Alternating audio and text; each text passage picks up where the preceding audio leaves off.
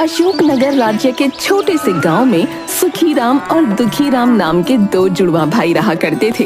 वो दोनों किसान थे। दुखीराम जहां मेहनत में विश्वास करता था, तो वहीं सुखीराम अपने नाम के मुताबिक हमेशा सुखी रहने के मुंगेरी लाल के सपने देखता रहता। एक दिन सुखीराम अपने घर पर आराम की नींद सो रहा था कि तभी उसके पड़ोस में रहने वाली जमुना ताई उसे जाकर बोली, अरे यहाँ पर तुम आराम से सो रहे हो, वहाँ तुम्हारा छोटा भाई फसल काट रहा है। तुम्हें फसल नहीं काटने जाना क्या? अरे जमुना ताई, मैंने तो कल ही सारी फसल काट ली। समझ गई, लगता है हर साल की तरह इस बार भी तेरे भाई की फसल तेरी फसल से दुगनी होगी। सुखीराम दौड़ते हुए अपने भाई के खेत में जाकर गुस्से से बोला, माता पिता ने मेरा नाम सुखीराम रखा था, मगर अपने नाम के मुताबिक मैंने अपनी किस्मत उल्टी ही पाई है। माता पिता के देहांत के बाद मैंने कितनी चालाकी से अपने भाई दुखीराम के हिस्से की आधी से ज्यादा खेती हड़प ली। फिर भी समझ में नहीं आता कि मेरी फसल उसकी फसल से कम क्यों उगती है।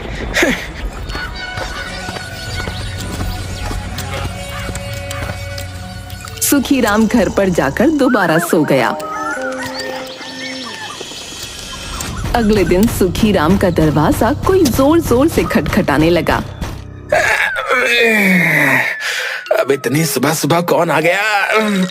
एक तो ये गांव वाले ना ठीक से सोने भी नहीं देते। इतना बोलकर सुखीराम ने दरवाजा खोल दिया। सुखीराम के सामने एक मोटा व्यक्ति दो दुबले व्यक्तियों के साथ खड़ा था। अरे सुखीराम, तुमने मुझे पहचाना नहीं? मैं गांव का महाजन मजूमदार हूँ। तुमने मुझसे 1 माह पहले 50 स्वर्ण मुद्राएं उधार ली थी, मैं वही वापस लेने आया हूँ। अरे मजूमदार भैया, तुम्हें धोखा हुआ है। मेरा नाम सुखीराम नहीं बल्कि दुखीराम है। मेरा भाई सुखीराम तो सामने वाले घर पर रहता है। ये सुनकर महाजन बुरी तरह से चौंकता हुआ बोला, माफ करना सुखीराम, मुझसे गलती हो गई। तुम दोनों भाई जुड़वा हो ना, इसीलिए ऐसा हुआ। ठीक है, आइंदा से ऐसी गलती मत करना। महाजन दो व्यक्तियों के साथ तुरंत बाहर चला गया। जान बची लाखों पाए। अब मेरा सारा कर्जा दुखीराम चुकाएगा। महाजन तुरंत दुखीराम के घर पहुंचकर उसका दरवाजा पीटने लगा। दुखीराम दरवाजा खोलकर महाजन से बोला, अबे क्या है? दरवाजा तो तू ऐसे पीट रहा है जैसे कि तेरा मेरे ऊपर कोई कर्ज निकल रहा हो।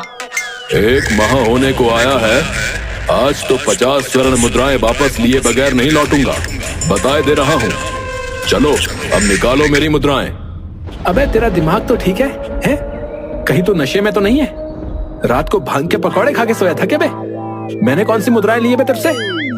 देखो सुखीराम, 50 स्वर्ण मुद्राओं के लिए अपना ईमान खराब मत करो, और मैंने कोई भांग के पकौड़े नहीं खाए हैं। ये सुनकर दुखीराम बुरी तरह से चौंकता हुआ बोला, अरे भैया, मेरा नाम सुखीराम नहीं है बल्कि दुखीराम है। मेरा भाई सुखीराम तो सामने वाले मकान पर रहता है। जाओ जाकर उससे अपना कर्ज वसूलो। मेरे माथे में क्यों दर्द कर रहे हो? जाओ यहाँ से। इतना बोलकर दुखीराम ने दरवाजा बंद कर दिया।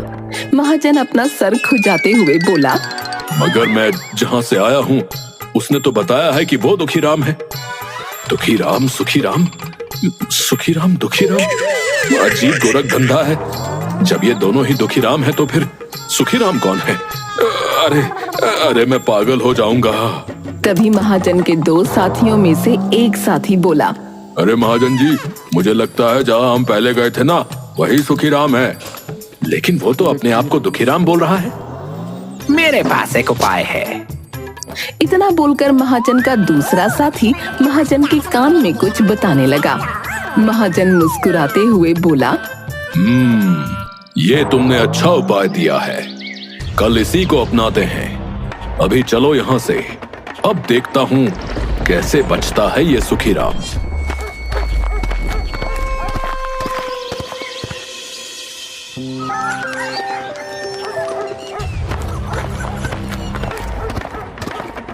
अगले दिन सुबह फिर से महाजन सुखीराम के घर का दरवाजा खटखटाने लगा। सुखीराम दरवाजा खोलकर महाजन से गुस्से में बोला, अरे भैया, तुम्हें बताया तो था कि मैं सुखी राम हो, मैं जानता हूँ, इसलिए तो तुम्हारे पास आया हूँ। दरअसल कल मुझसे एक बहुत भारी भूल हो गई। 50 स्वर्ण मुद्राएं तुम्हारी तरफ नहीं बल्कि 100 स्वर्ण मुद्राएं मेरी तरफ तुम्हारी निकल रही हैं। अब माफ करना सुखी राम, तुम्हें शायद याद ना हो, लेकिन मेरे खाते में लिखा है कि बहुत सालों पहले मैंने सुखी राम से 200 स्वर्ण मुद्राएं उधार ली थी, जिनमें से 100 मैंने उसे लौटा दी और बाकी बची स्वर्ण मुद्राएं मैं तुम्हें आज लौटाने आया हूँ। लेकिन तुम सुखी राम ही हो ना? ये सुनकर सुखीराम खुश होता हुआ बोला, अरे अगर ऐसी बात थी तो तुम्हें पहले बताना चाहिए था ना। मेरा नाम ही सुखीराम है। लाओ, अब जल्दी से मुझे मेरी 100 स्वर्ण मुद्राएं दे दो। हाँ, और ऐसी भूल दोबारा मत करना। हाँ, जल्दी निकालो मेरी स्वर्ण मुद्राएं। ये सुनकर महाजन अपने दोनों साथियों से बोला, यही है सुखी राम, इसी से तुम्हें मेरी 50 स्वर्ण मुद्राएं वसूलनी है। अब कैसे वसूलनी है ये तुम जानो। इतना कहकर महाजन वहाँ से चला गया और महाजन के दोनों साथी सुखीराम को बुरी तरह से पीटने लगे। सुखीराम कराहते हुए बोला, अरे भैया रुको, अरे मत मारो भैया, अरे मोरी भैया, अरे कूट दियो रे। अरे वो शरीफ के साथ होशियारी अच्छी नहीं। अरे छोड़ दो भाई। अरे मार डाला रे। इतना बोलकर सुखीराम ने तुरंत 50 स्वर्ण मुद्राएं उन दोनों को पकड़ा दी। वो दोनों हंसते हुए वहाँ से चले गए। अगले दिन सुखीराम अपने खेत में हल चला रहा था कि तभी उसका भाई दुखीराम दौड़ते हुए वहाँ आकर बोला, भैया ये देखिए मुझे क्या मिला है। सुखीराम ने देखा कि दुखीराम के हाथ में एक चमकदार हीरा था। अरे ये तो बहुत ही कीमती हीरा है। ये तुम्हें कहाँ से मिला? भैया मैं खेत में हल चला रहा था, तभी मेरी नजर खेत की मिट्टी में पड़ी। ये उसके नीचे दबा हुआ था। ये सुनकर सुखीराम अपने मन में बोला, इसका मतलब वहाँ पर और भी हीरे होंगे।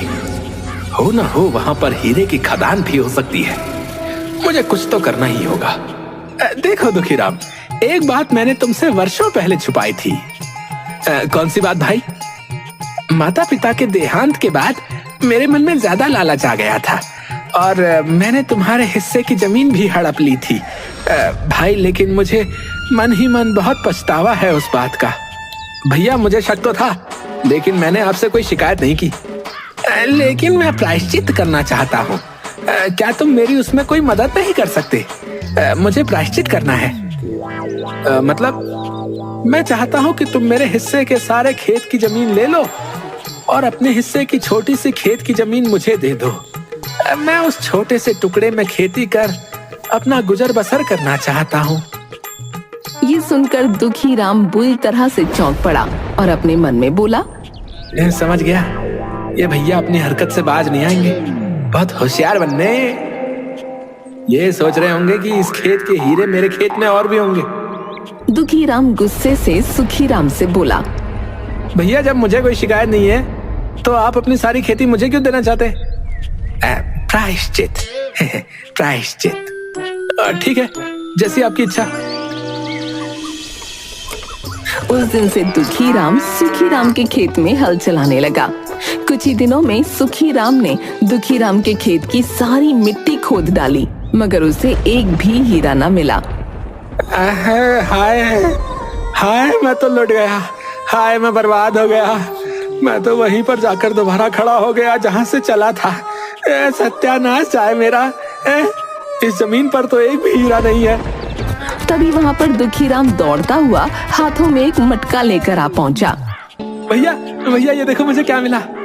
सुखीराम ने देखा कि वो मटका स्वर्ण मुद्राओं से भरा था।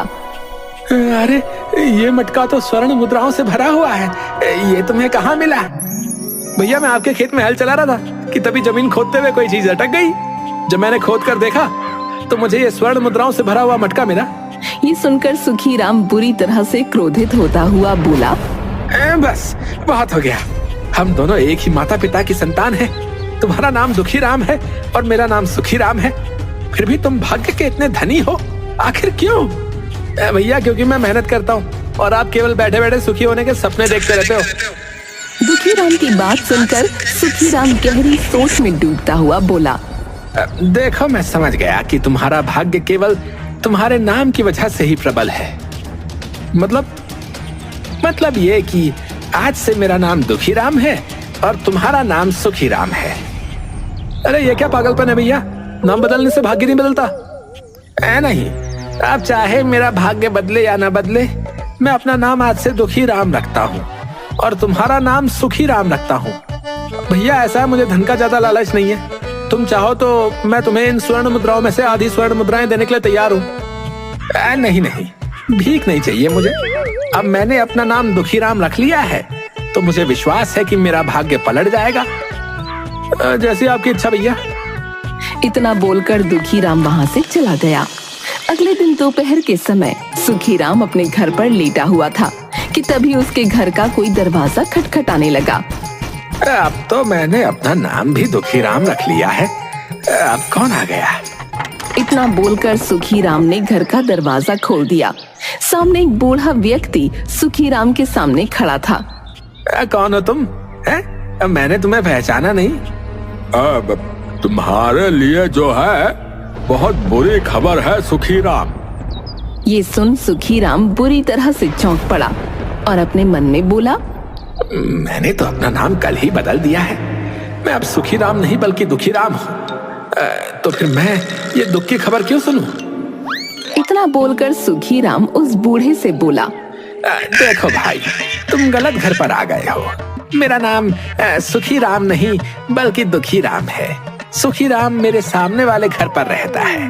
बूढ़ा व्यक्ति चुपचाप वहां से चला गया और दुखी राम के घर का दरवाजा खटखटाने लगा। दुखी राम ने तुरंत दरवाजा खोल दिया। क्षमा कीजिएगा, मैंने आपको पहचाना नहीं। तुम्हारे लिए बहुत बुरी खबर है सुखी राम। दुखी राम कुछ कहने ही वाला था कि तभी उसे कल की घटना याद आ गई और वो अपने मन में बोला, मेरा नाम तो आज से सुखी राम है। दुखी राम उस बूढ़े से बोला, क्या बुरी खबर है? सुखी राम, कल अचानक तुम्हारे बूढ़े चाचा का जो है निधन हो गया है। उनकी कोई संतान नहीं थी, इसलिए अंतिम संस्कार की प्रक्रिया तुम्हें ही पूरी करनी है। और तो और तुम्हारे बूढ़े चाचा के नाम बहुत सारी संपत्ति थी। उन्होंने अपनी सारी संपत्ति मरने से पहले सुखी राम मतलब कि तुम्हारे नाम कर दी थी। अब से उस सारी संपत्ति के वारिस तुम ही हुए। ये सुनकर दुखी राम चौंकता हुआ बोला, लेकिन चाचा जी ने सारी संपत्ति सुखी राम मतलब कि मेरे ही नाम क्यों की? वो हमेशा कहते थे कि उनके 2 भतीजे हैं। दुखी राम तो मेहनती है और उसके खेत में फसल भी अच्छी होती है, मगर उसका जुड़वा भाई जो है यानी कि सुखी राम, वो एक आलसी व्यक्ति है जो ठीक से मेहनत नहीं करता। उन्हें तुम्हारा बहुत बुरा लगता था बेटा, इसलिए उन्होंने अपनी सारी संपत्ति तुम्हारे नाम कर दी। अब जल्दी चलो, उनके अंतिम संस्कार की तैयारी करनी है। दुखी राम उस बूढ़े व्यक्ति के साथ वहां से चल दिया। सामने सुखी राम अपने दरवाजे की खिड़की से दुखी राम को जाते हुए देख रहा था। मूर्ख कहीं का, पता नहीं कौन बूढ़ा व्यक्ति है जो उसके साथ चला जा रहा है। इतना बोलकर सुखी राम फिर से लेट गया कि तभी उसके घर का दरवाजा फिर से कोई खटखटाने लगा। अबे अब कौन आ गया? सुखी राम ने जैसे ही दरवाजा खोला तो सामने एक सैनिक खड़ा था। क्या तुम्हारा ही नाम दुखी राम है? सैनिक को देखकर सुखी राम चौंकता हुआ अपना असली नाम बताने ही वाला था कि तभी उसे याद आ गया। सुखी राम सैनिक से बोला, हाँ, मेरा ही नाम दुखी राम है। महारानी ने तुम्हें याद किया है। लेकिन महारानी को मुझसे क्या काम पड़ गया? देखो, महाराज विक्रम किसी विशेष कार्य से राज्य के बाहर गए हैं, इसलिए राज्य का सारा कार्य रानी रुक्मणी ही संभाल रही हैं। उन्होंने तुम्हें बतौर अतिथि अपने महल में बुलाया है। ये सुनकर सुखीराम खुश होता हुआ बोला, अरे वाह, नाम बदलते ही मेरे तो दिन बदल गए हैं। इसका मतलब मेरा भाग्य पलट गया।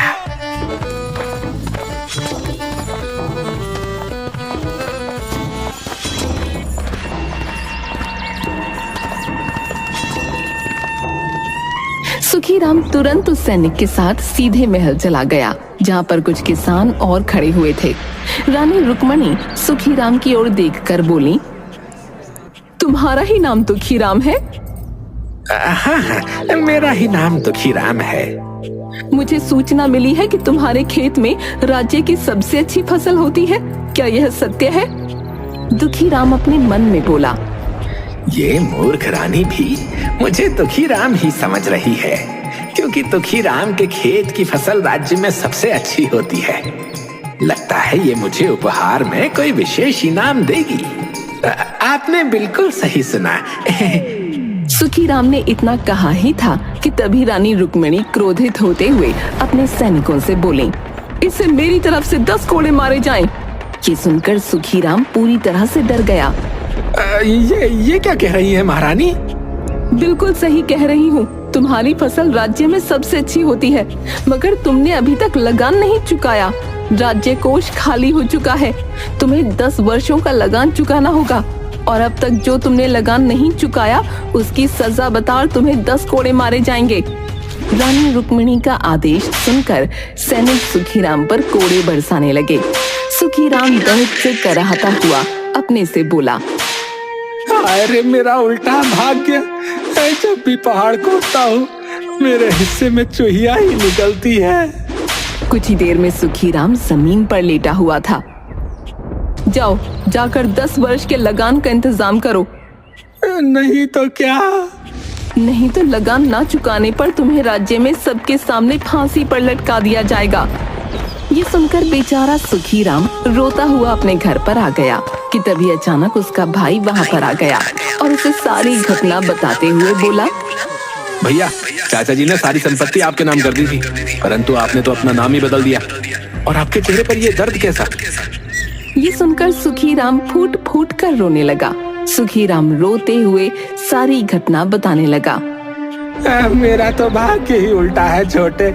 अब मुझे तेरी बात समझ आ गई है कि नाम बदलने से भाग्य नहीं बदलता। भैया चिंता मत करो, 10 वर्षों का लगान मैं चुका दूंगा।